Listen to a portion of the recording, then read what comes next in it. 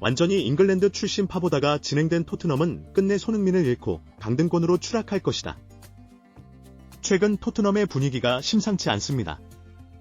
시즌이 개막한 지 한 달밖에 되지 않았음에도 수많은 전문가들은 손흥민의 이적 가능성을 시사하며 토트넘은 레전드 대우를 전혀 못하는 최악의 구단이라는 주장을 펼쳐 수많은 축구 팬들의 공감을 사고 있는데요.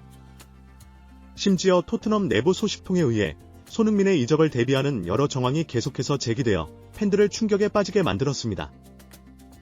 또한 수많은 전문가들 사이에서는 이전 경기 메디슨이 쐐기골을 넣은 이후 영국 언론에서 영웅으로 추앙받고 있다는 점에 주목해야 한다며 메디슨이 10년간 손흥민이 쌓은 업적을 한 시즌 만에 독차지하려 한다며 강한 비판을 가해 화제가 되고 있습니다.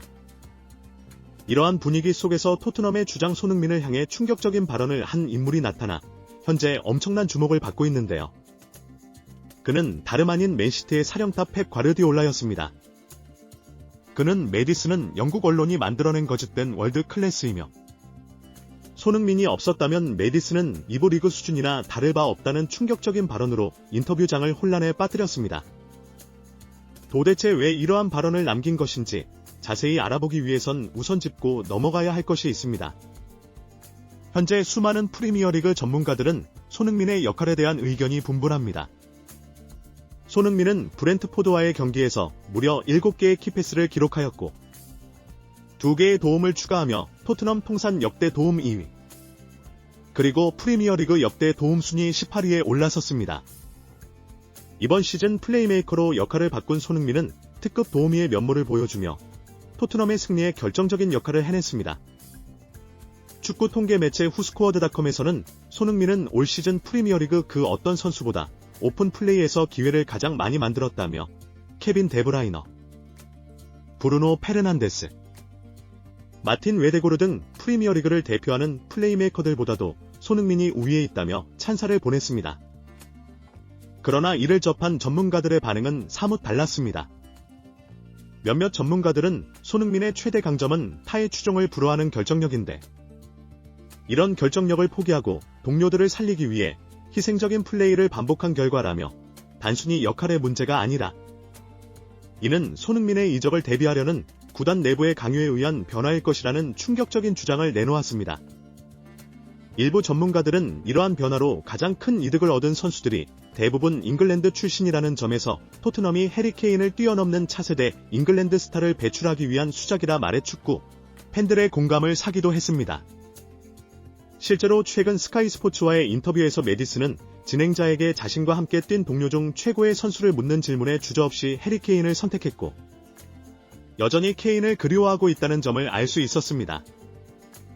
해당 인터뷰를 접한 축구 팬들은 지금 상황에서 굳이 케인이 그립다고 말한 건 손흥민을 중심으로 돌아가는 토트넘에 대한 불만을 표시한 것 아니냐며 어이없어 하는 반응을 보였습니다. 실제로 케인이 토트넘에 있던 마지막 시즌 콘테 감독은 케인에게 모든 기회를 몰아주는 이른바 무지성 크로스 전술을 보였고 케인은 30골을 넘는 득점을 올렸지만 리그 순위는 8위로 최악의 결과로 마무리되었습니다. 바로 직전 시즌 손흥민이 프리미어리그 득점왕을 수상했기에 많은 팬들이 해당 시즌 전술에 대해 많은 불만을 쏟아냈습니다. 그리고 바로 다음 시즌 케인의 이적과 동시에 손흥민이 주장으로 선임되었고 원톱 포지션을 맡게 된 손흥민은 17골 10도움을 기록하며 리그 순위도 덩달아 상승하는 긍정적인 결과를 맞이했습니다. 이 시기에 강등팀 레스터에서 합류한 메디슨 또한 부주장 자리에 올라섬과 동시에 손흥민이 상대 집중 마크를 받으며 전방에서 폭넓은 압박을 쓸어가고 플레이메이킹에 집중할 수 있던 메디슨은 시즌 초 최고의 영입이라는 평가를 받으며 그의 가치 또한 급상승하였습니다. 그러나 후반기 부상 이후 그의 커리어는 완전히 침체되기 시작했고 국가대표 명단에서 제외되면서 해당 시즌 최악의 영입 베스트 11에 선정되는 굴욕을 맛보기도 했습니다. 그리고 지난 8월 25분에 24 시즌이 개막되면서 새로운 잉글랜드 공격수 솔랑케가 영입되었습니다. 손흥민이 좌측으로 자리를 옮기자 그는 본색을 드러냈습니다. 수많은 축구 통계 매체에 따르면 메디슨의 경기당 슈팅 숫자는 손흥민을 아득히 능가하며 팀 내 최고 에이스인 손흥민이 메디슨의 도움 역할을 맡고 있다는 평가를 받았습니다. 실제로 지난 브렌트포드전에서 손흥민은 결정적인 패스를 메디슨에게 보냈고 메디슨은 이를 가볍게 마무리해 기골을 터뜨렸습니다. 다수의 영국 매체에서도 메디슨의 마무리 능력을 극찬했고 일부 현지 팬들도 메디슨이 차기 주장이다라는 어이없는 의견도 굉장히 많았습니다.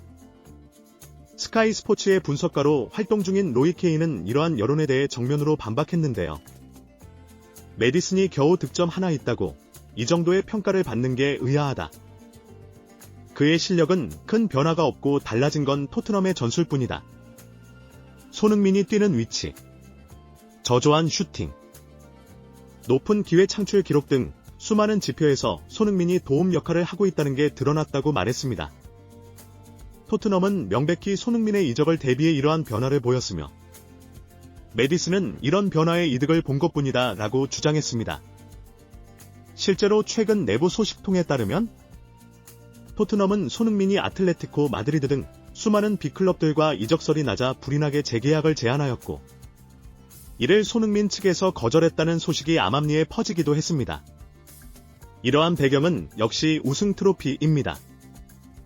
현재 스쿼드 자체도 토트넘이 우승을 노리기엔 턱없이 부족한데 재계약을 맺어버리면 사실상 커리어의 우승을 포기한 것과 마찬가지이기 때문입니다. 따라서 이번 재계약 거절은 손흥민의 커리어에 있어서도 매우 중요한 전환점을 의미하는 것일 텐데요. 심지어 이런 상황 속에서 토트넘의 골키퍼 비카리오가 토트넘의 리더십 그룹에 합류한 사실이 전해졌습니다. 영국 매체 풋볼 팬캐스트는 그래도 토트넘은 손흥민이 수임하고 있는 주장직을 다른 선수에게 줄 가능성이 높다며 만약 손흥민이 팀을 떠난다면 손흥민 대신 토트넘의 캡틴이 될 유력 후보가 바로 비카리오라는 다소 근거가 부족한 기사를 내보냈습니다.